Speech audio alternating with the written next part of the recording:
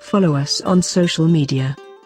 On Facebook, facebook.com/The Tag Team Podcast. On Twitter, @Tag Team Podcast. On Google+, The Tag Team Podcast. Email us at thetagteampodcast@gmail.com. Leave us a voicemail on the tagline 6016544 tag, that's 60165448824. You can also listen on Soundcloud by searching the Tag Team Podcast. You're listening to the Tag Team Podcast, the podcast that is a WWE Network companion, currently covering 1984 WWF Tuesday Night Titans. And now here are your Tag Team Podcast hosts, Jeff Jones and John Burke. Happy National Failure Day. And this TNT episode seems like it's celebrating it. With high spirits. Total failure. Repeat city. National Failure Day. Yeah, I don't know if that's the day that it's acceptable to get an F on your report card or what. I don't know. It is National Hug Day, December 4th. I was celebrating August 15th. Oh. Yeah, when it's dropping, not when we're talking about. All right. The website just says December 4th. In 1984, it was International Hug Day. That's all I'm saying. Well, with your failure, I'll give you a hug. There you go. There you go. From the past. Making the world a better place one hug at a time. There you go. So what is going on with you? Because nothing is going on with me. More gazebo time. Yes. Actually, first cookout we had, we ordered a small grill that sat on the ground. That worked out well, as you'd think it would. Yeah, that's fun. So an hour later, the burgers were done and the hot dogs were done. So we're like, oh, we had to do something better. I went to Walmart and ordered a $20 grill. Yeah. Living large. Yeah, telling you. Budgets. Yeah, it was a hell of a lot better than it did the last time. So yeah, it was a better success. But since I had the gazebo, I'm cooking out more, grilling more, everything. Really learning how to grill different meats and vegetables and all that good stuff. I make a suggestion that those foods, they make their own sausages. They got some pretty good sausages in there. I've had their jalapeno ones. They got some cheese ones. They have some other ones that aren't as good. They're more like a breakfast timey sausage, but these are like smoked sausages, the ones that I'm talking about. It's usually by their meat section. I may take a gander. Yeah. If I take a stroll to Winston, I may have to take a gander up there. Right up the road from me, actually, we have a meat market or butcher. Oh, you won. Sorry. He cut his meat daily, weekly. I don't know. However much it goes out of stock, I guess. But I don't see a cow hanging around back there, so I don't know how fresh the cut is. But pretty sure it's pretty fresh. A lot less dogs and cats hanging out than used to be before that place opened. Actually, I have a story for you with cats and dogs now that you mentioned that. Uh-oh. Plug your ears, kids. Some listeners may find the following clip disturbing. Parental discretion is advised. Okay. Legal's done. Continue. Man, the missus had this great idea to go get some quote antique furniture from somebody that she knows. This means Jeff moves furniture. That's all I heard. I didn't hear anything else. So as I was getting the U-Haul, I had to go down off Main Street, downtown Winston. All right, there's a U-Haul place there. Trust me. Okay. On the corner of Marshall Street, 2nd and Marshall. So in there, I went and signed. She signed off on the paperwork saying, yeah, I said, get the insurance. We might need it. Why do we need insurance? Well, if I get angry and have a road rage moment, the back of this U-Haul may go through a car. I want to be covered, all I'm saying. And the precious cargo that's in it. So we got the insurance. We signed off. And she handed the key to her and said, okay, you see these 3 numbers on the key? This matches the side of the door. There's going to be a number on the side of the door. That's your truck. She hands me the keys and says, all right, I'll see you there. Great. I go down the stairs and there's 4 U-Hauls identical. Guess what's not on the side of the door? Numbers. Matching numbers. So guess what I have to do? Jump through the passenger side because whoever parked the U-Hauls parked it so close against the cement wall, you couldn't open the door. Probably for anti-theft device, downtown style. I don't know what the newfound technology is that they're using. So I had to hop in the passenger side door, attempt to crank the switch. Of course, my U-Haul's on the back end of the 2. So 30 minutes later, I'm able to maneuver the U-Haul out of the spot without hitting anything, which I was covered. I should just went ahead and took everything out while I was out there because I had all the insurance, but I didn't. I pull up to make a right because it's a one-way street. And what sits in front of me? Chinese cuisine restaurant. And what's under the Chinese cuisine restaurant? C&D Cuisine. I I'm just saying. And I believe I took a picture, and I may send it to you for proof. Sounds like a good Facebook post as well. Yes, I seen that, and I thought, this is it. This is not even New York. This is North Carolina. We've cracked the Chinese code. And then some. Hey, it's what happens when you don't follow Bob Barker, folks. Spade, neuter, whatever. Or Chinese food, yep. Yes. So I thought that was very interesting. Now that you brought up the cat and dog. Most unusual. Very unusual. So after that was done and the hell of moving furniture, we got everything back up to the house safely and everything was fine. But anyways, back to the gazebo story. So other than that, grilling, that's it. Other than today, there's the bum rush to get anything done. I've been up since 5:30 yesterday morning and we're going on midnight. So this should be an interesting podcast for everybody. With no pick-me-ups, no white powder go. We are glad that you will pass the wellness policy, even though we don't test here. Oh yeah, I'm not on payroll, so I think I'm okay. But I guess the other thing is it's almost back to school time. Yes, my favorite time of the year as well. Just like less traffic. As long as I don't have to go to work at 7:30 or I leave at 7:30, I'm good with back to school. Not only are the youngins back in school, but all the pens, paper, glue, and all that's 50 cents versus being $1.05, $1.10, $2. So I go stock up on my pens and papers too while I'm at it. Don't blame me there. Could use some pens. They mysteriously disappear when I'm not here. Yeah. I have to get Joe Friday on that. Possibility. As long as he can bring Kamala. Probably need to set up some cameras to see where these pens are walking off. It's very annoying though. I had a whole box full of them and now I got like 4, none of them right. So I wonder why those were left behind. Savages could have just took the whole box. Exactly. That box has false hope all in it. Oh yeah, you gotta love it. Other than that, that's been my 2-week hiatus. You win the productivity award. I'm not happy about it. Need to make a comeback. It's not looking hopeful, but who knows? This is definitely getting old.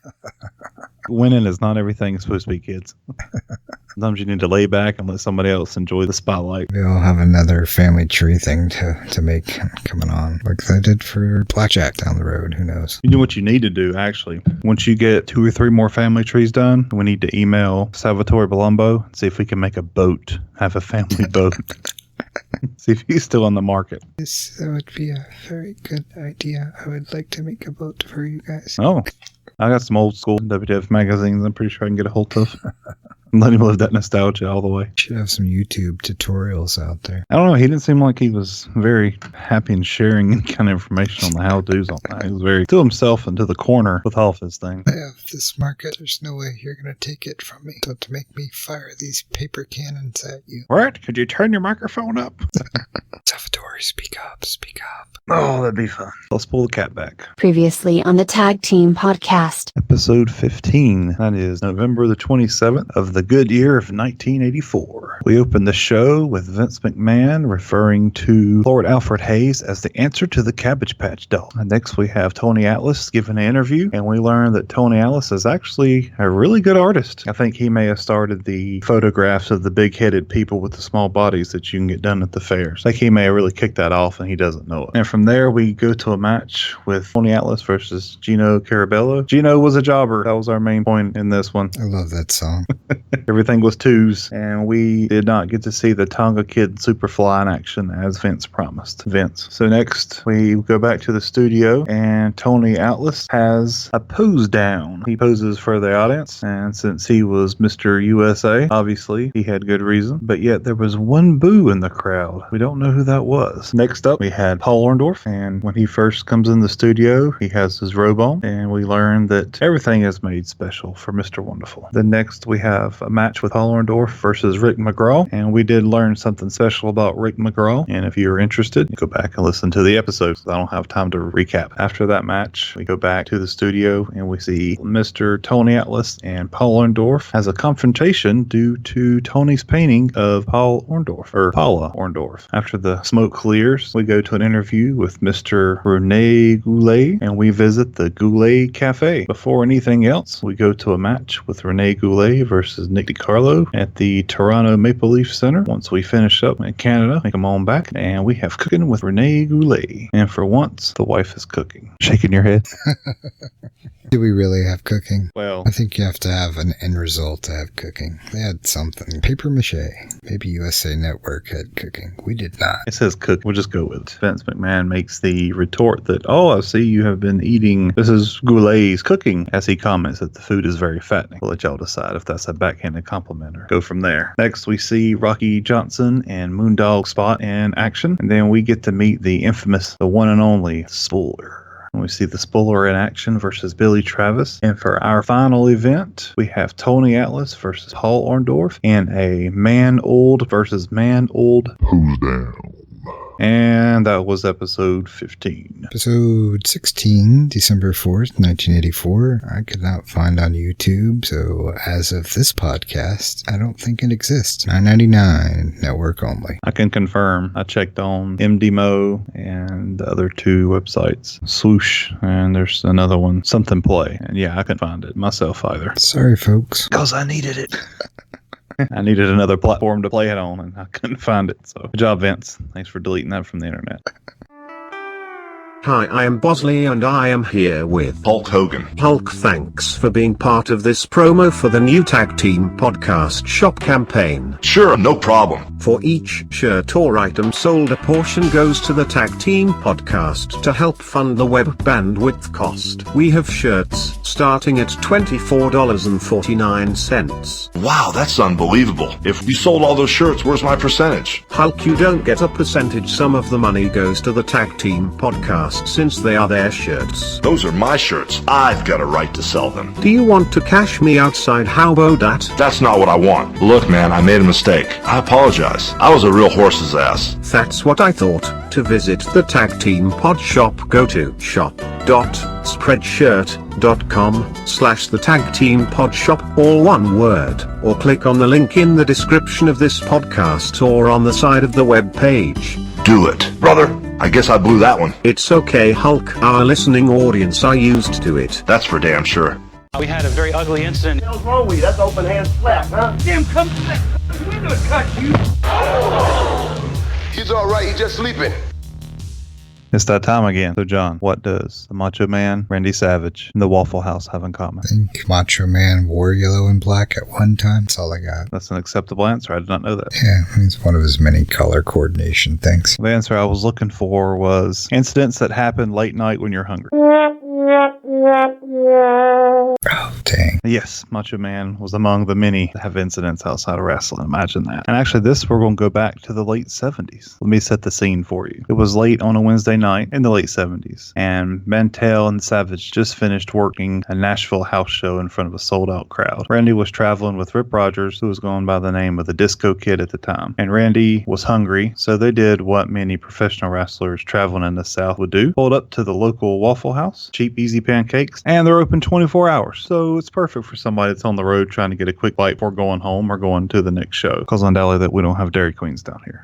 So once everybody unloads out of the car, gets into the Waffle House, Savage and Rip had only been sitting in there just for a few moments when their waitress came to take their order. While giving their orders to the waitress, a skinny little cowboy type walked through the door and in a loud voice boomed out the news that, "Hey, I've just gotten married." Now he intended this for the third shift Waffle House staff behind the counter and not for Randy. Later on, it was known that the little cowboy was a frequent customer and knew all the Waffle House employees. This will be relevant later. Well, the waitresses were very elated, and they immediately walked away from the table where she had been taking Randy's and Rip's order and gave the cowboy a high five. Macho Man took this as a sign of disrespect. Randy was hungry. He wanted food. So Savage had heard what the cowboy had said when he entered. As the conversation about the marriage continued, the cowboy said that he wasn't really in love with this girl. Savage, out of nowhere, had to add his 2 cents. Savage said out loud, and to nobody in particular, but he made sure that everybody could hear him, "Who gives a?" The conversation in the Waffle House came to a screeching halt as everybody stopped and looked. The skinny little cowboy didn't like what Savage said. He had to defend his honor, defend his marriage. So the skinny little cowboy, he looked squarely at Randy. He said, "What'd you say?" Savage looked back at the cowboy and repeated what he said at first. Not that there was any doubt about what he said originally. So the cowboy walked just a few steps towards Savage as Savage was sitting there, looked down at him and says, "We got a problem?" Savage arose from his seat like an old Western gunslinger and stood up in the face of the cowboy cowboy eye to eye. Mind you, to get a picture, the cowboy weighed $150 soaking wet. You know how big Savage was. So the cowboy listened as Savage countered with the question of his own gravelly, "Oh yeah, dig it" voice that would years later be his trademark sound. I don't know. Do we? Moving forward, we have a knife pulled out. Later on, the police entered. We have a police dog. To get the rest of the juicy incident, please go to our Facebook, facebook.com/tag team podcast, where we will provide links to the story, and also we will provide a link to the actual story from Montel's actual book. Recapping the 16th episode of Tuesday Night Titans, December 4th, 1984. I would say, do you remember what Vince and Lord were joking with this time? But there was nothing. No joking. This was serious business. But there was fans have wrote in and saying, we'd like to recap the episode with matches we've already seen. I call bullshit. But yeah, that's up to you to listen on that one. Yeah, I definitely didn't write that in my note to Vince. I still haven't got my card back. I just want my card back.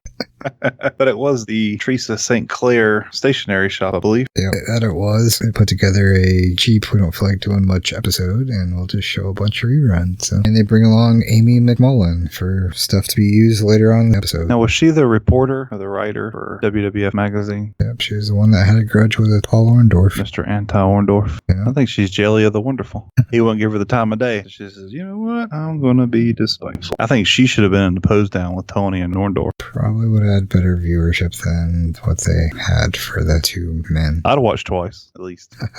So our first rerun is the famous Roddy Piper, Jimmy Snuka, Piper's Pit, which also include the slap heard around the studio, and the reason we hadn't seen Roddy Piper back, supposedly. I support that. I guess I do. You should. Assault on an Englishman is no way to go. Push a Lord. I think that's jail fine, actually, over there. Probably so. At least a good fine of some quid. Another two. I guess we should bring up why they're doing all this. Apparently, unbeknownst to us, Paul Vachon is getting married. I'm hoping maybe they talked about it on one of their other television shows they had, because, yeah, they left us nothing. Last week on TNT, they didn't mention this. As they were coming back from there, fading into the flower shop, Alfred had a little Christmas card with the Santa Claus, and when you open it up, he opened up his costume, and it was a big old banner that says Season Greetings. Pop-up cards. Yes. So I guess he was in a festive mood at the time, and I thought that's why he went into the flower shop. Well, they had to acknowledge it was December, I guess, and couldn't really tell from where they were at or the outside shots they did. No snow in St. Clair for some reason this time of year. Next we go to, they get rid of Amy, and it's just Vince and Lord Alfred again, and they head on over to the florist shop. And did you notice where Alfred's assistant was? You mean inside the refrigerator? Yes, with the rest of his women that he locks up and hides. That's what I was thinking, exactly. Luckily, Vince was there to get her out of there. Vince was the hero. Lord Alfred created his own bouquet of flowers for the bride and trinket. I don't know what he was creating for the groom, but some kind of weird design, I guess. The bride's flowers was held together by, looks like an Indiana Jones leather whip. It had a dead bird on the top of it to top it off. Yeah, going for pop culture at the time, for sure. Oh, yeah. Everybody loves dead birds. Yeah. And as John said, for the groom, there was a big basket with, I'm not going to say they were mushrooms. It was really more of a fall colors. I guess it matched the December colors were most unusual, as Vince said a couple times during that segment. Yeah. And I don't think they were all flowers. So it looked like a mushroom maybe in the basket, it looks like. But he did say, hey, the basket clips onto the belt to keep the groom's hands free for putting rings on and other things. Always important to note there. Oh, yeah. So the next rerun they show is Mr. Fuji getting mad because of his Japanese geisha spilling sake. You miss all the Vince dress-up part from the original episode. Yes, go back and watch the original episode. Give yourself a flavor. That was the major cutting point for that episode. Yeah, they show the blooper of the table not breaking when Fuji chops it a couple times too. Other than that, there wasn't as much highlight to this re-aired edited clip. It was number 5 on the list, so must have been a viewer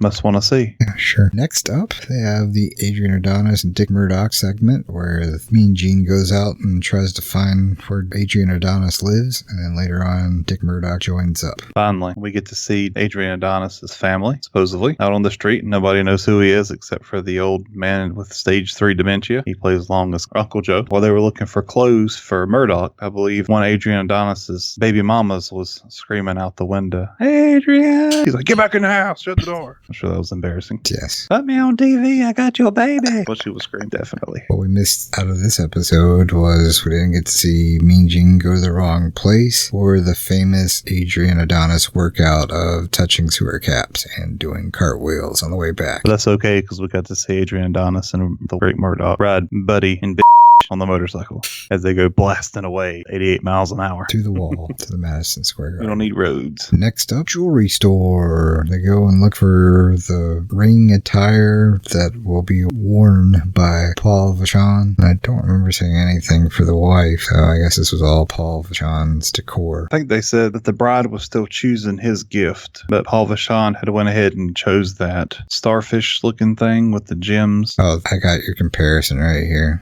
Let's see what you think. Do you think that's accurate? Just went off his favorite food, his favorite appetizer from TGI Fridays. Looks like a potato skin to me. I'm sold. So much for my wrinkled up starfish. Yeah, potato skin. You can see the bacon. Wrinkled up potato skin. Yes, that might be our new profile picture on Facebook. So can you bronze my potato skin and make it look like jewelry? Please. She says yes. I think they said it was about 1.5 pounds or 2 pounds. This is pretty heavy potato skin. Puts the extra cheese on there, loads that bad boy out. So good. Making me get fat just thinking about it. So good. So then we got a false, we'll be right back, because we get our fan on the street. Vince McMahon wants to interview people, the fans, about the Vachon wedding. And the first one he interviews on, he's talking about the bride, the wedding bride, and what the fans think about Vachon's bride. And the second one, which is this one, they talks about the wedding bride again, but they're guessing that the bride probably looks like a dog. Due to the wedding veil that's over her face. Yeah. Next up, interview Sergeant Slaughter, Cobra Corps segment that we've only seen 3 times now. Yay. Yeah, it's about time Sergeant Slaughter got some recognition for his hard work with the Cobra Corps. Poor old Coon. Yep. Bad news, sir. I still love it every time. I'll never get old. Or if you hadn't seen it yet, our wanted poster is still out there for Coon, looking for his pants for Bad News Brown. So please help out and call him if you see him. Also, Sergeant Slaughter's lost tag team partner. We're still on the lookout for him as well. Yep, we got a missing poster out there for Terry Daniels and the missing blue box. Still looking for both of those guys. Please call if you see either one. Just leave us a message. We'll get back to you, and we will have PayPal information ready on hand if you can find any of these items. Yes. Always call the tag team tagline with any information. Never call us direct. No. We don't answer. Exactly. Leave voicemail on the tag team taglines. What's there for, people? Get on it. It's free. Just dial numbers. Yep. After the Cobra Corps, we go back to Vince on the street because he needs more time with the fans. Even though it's a private wedding. Yeah, exactly. I'm sure they were almost as clueless as we were when they heard Paul Vachon's getting married. What was this happening? The real question was, who the hell's Paul Vachon? Mad Dog? No, it was brother. He has a brother? What? One that can sing? That guy? You mean Nikolai Volkov? No. Foreign, yes, but no, not the same. But yeah, we do go back. Vince was asking about Paul Vachon's wife, and the guy jokingly says, "Oh, I hope he's a wrestler because he's a mean hombre." And I think they said something about Wendy Richter, and I think we all kind of got a yeah, because we know the Samoans. Yeah. Lord Alfred Hayes, Hulk Hogan, Sergeant Slaughter's got first dibs. Yeah, you're going to go the back of the line for that. Not sure you want to wait. A lot of mono going on. So after the Vince on the street, we come back and it's Vince and Lord Alfred Hayes again, and they're in a bakery. Ooh. Time for some wedding cake tasting, sort of. I like sort of. Yeah. Because nothing's ready yet. We got this cake here. I'm going to taste it. Alfred, I don't think you should. I'm tasting it. Screw you, Vince. He sticks his finger out there and gets a side of the icing and tastes it and thinks it's Canadian geese eggs, probably used in the making of. Vince kind of puts his foot in his mouth and says, we don't know what's in it. A sort of insulting-like manner, but she didn't pick up on it, the bakery lady, so got away with it. I don't think I've ever had a Canadian geese egg. I don't think I'd ever want a Canadian geese egg. I'm not a big fan of Canadian geese since they've decided to migrate to North Carolina in the summertime. Are you mad because you can't run them over?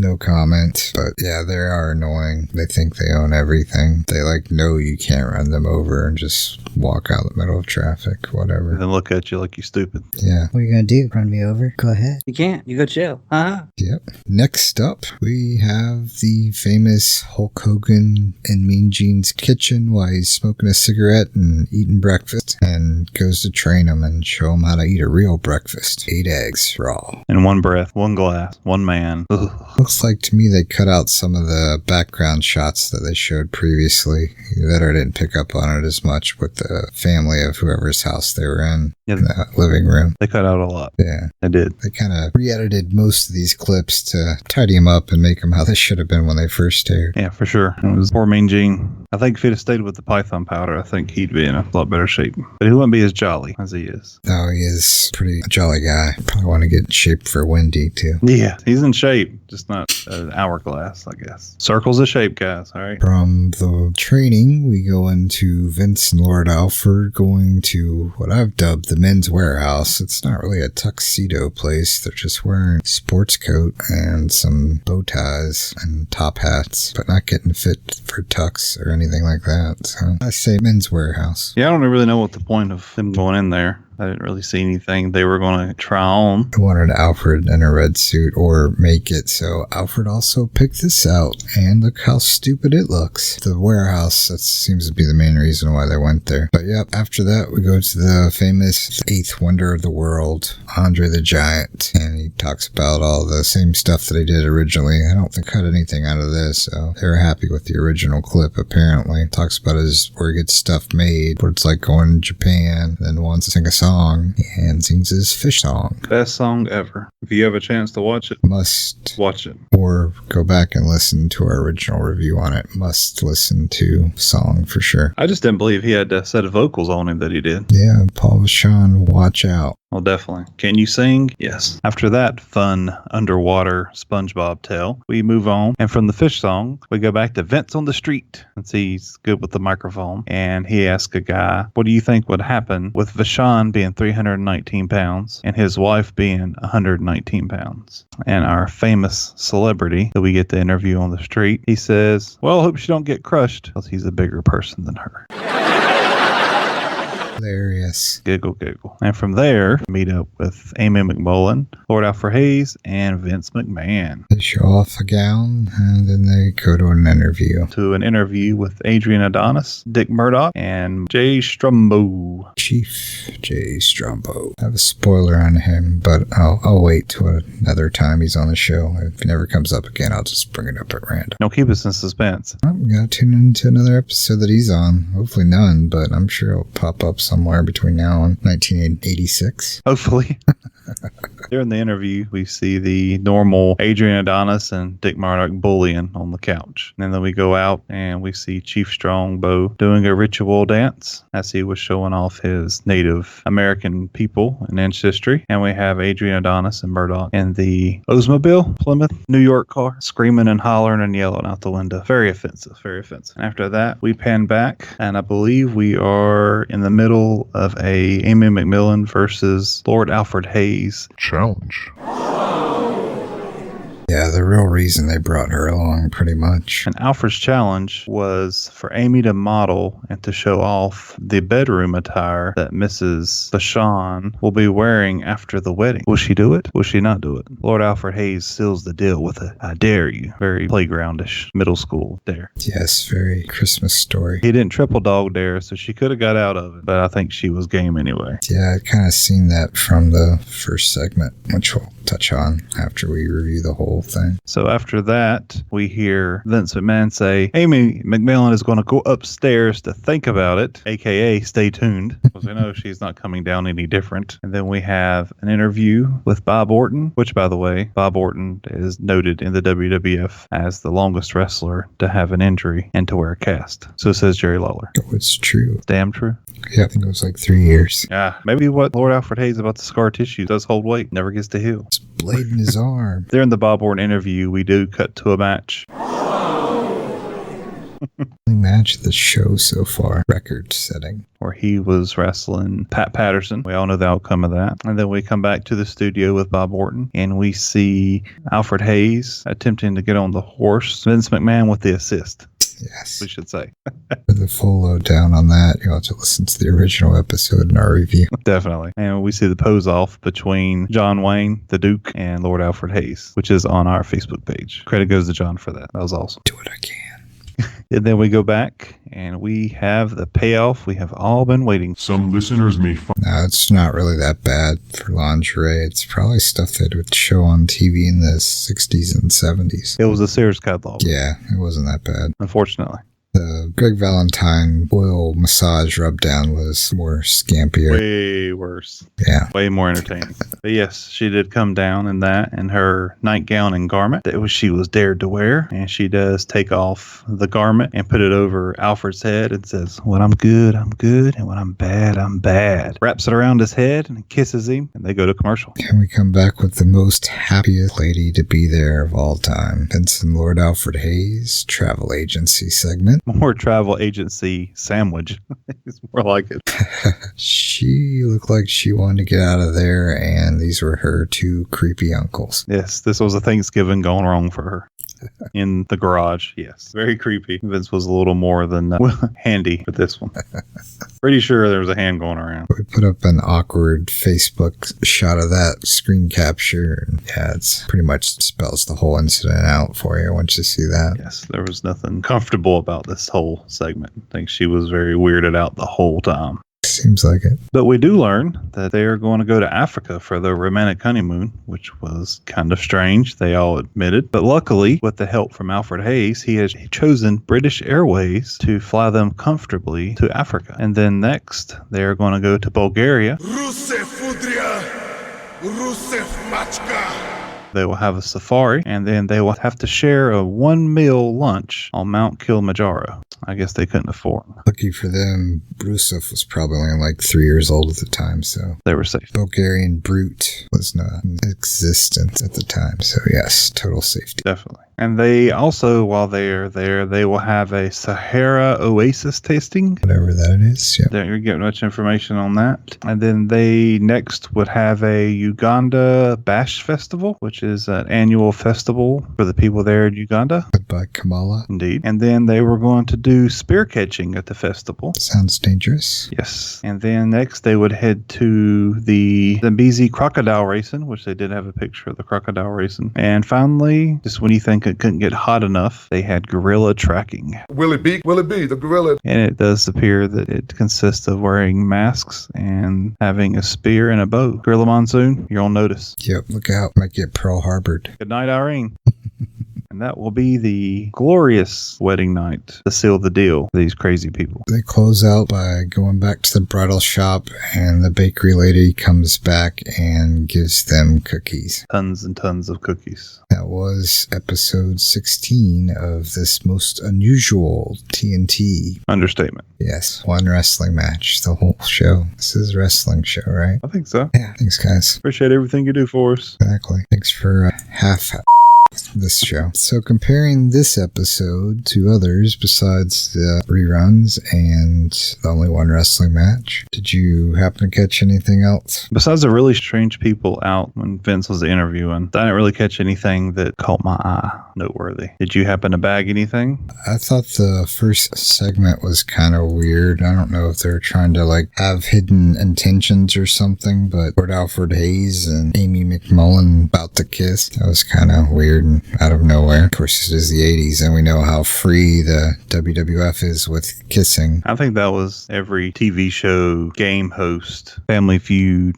passing up the mono, and all the other, we don't know about this disease yet. Well, guess what? Or Dawson gave it to everyone. Everybody. But just before they actually touched, the square popped up there and started the next segment, so we don't know if they actually made contact or not. Probably not. But it was weird. Because she did get him back with the veil over the face. Yeah, she showed him. Bam. Ain't gonna see this one coming. Nope. And then they did show the commercials different. We talked about the man on the street leading up to some of them, and then for the most part, most of their segments, wherever they were at, the people that were there with them that actually, well, hypothetically owned the establishment, led them out to commercial on all of them, or most of them. The Men's Warehouse suit guy was not privileged enough to lead him out to commercial, but it seemed like all the other ones led them out to commercial. But other than that, that's all I noticed, besides the weird formatting. It was interesting. I probably wouldn't have put some of those clips in there. Not my favorites, but we'll do that some other day when it's our favorite review end of the season show or whatever. I do have some facts from December 4th, 1984. Fact it up. What you got? Joe Thomas. He is a offensive tackle for the Cleveland Browns. He was born December 4th, 1984, and it is revealed throughout his career that he has experienced in early stages of memory loss, and he's going to let this affect his career. He's going to go on and follow everybody else and hope that it's the same play.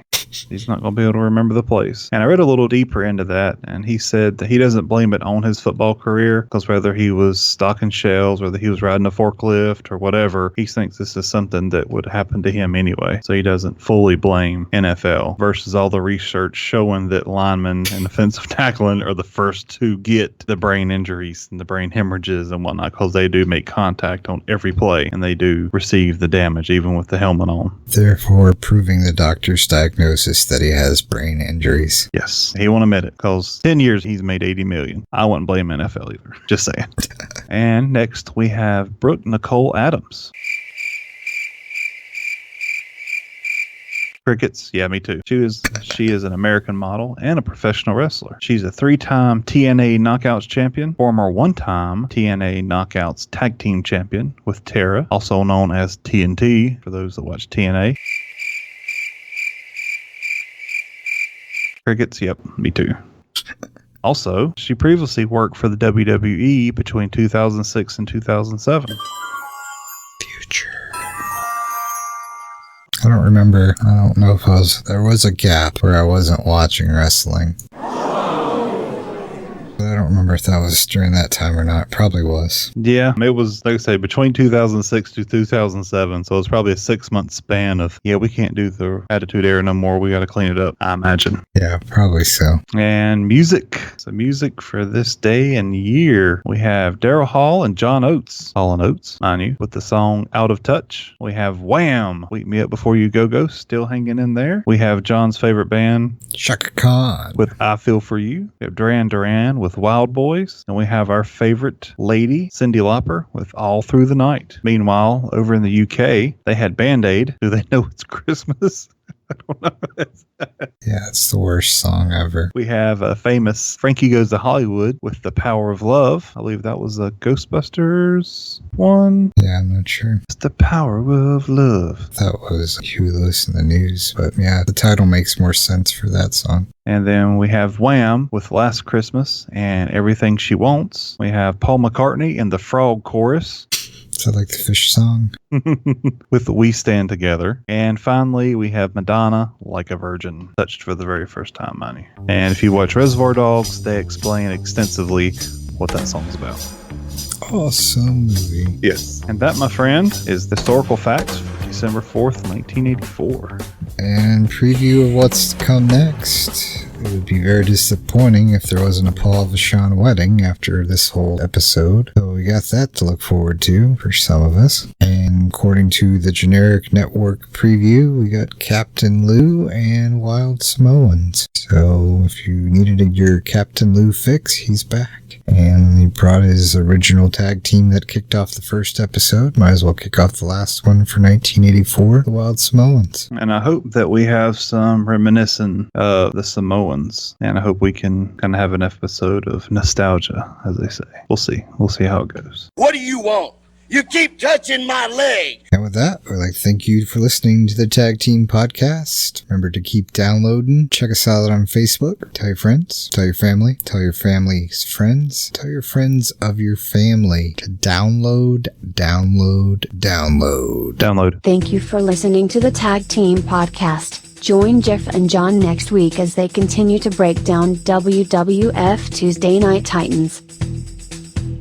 And I don't like that, quite honestly. Not in this day and age. No? No, we're in 1985 almost.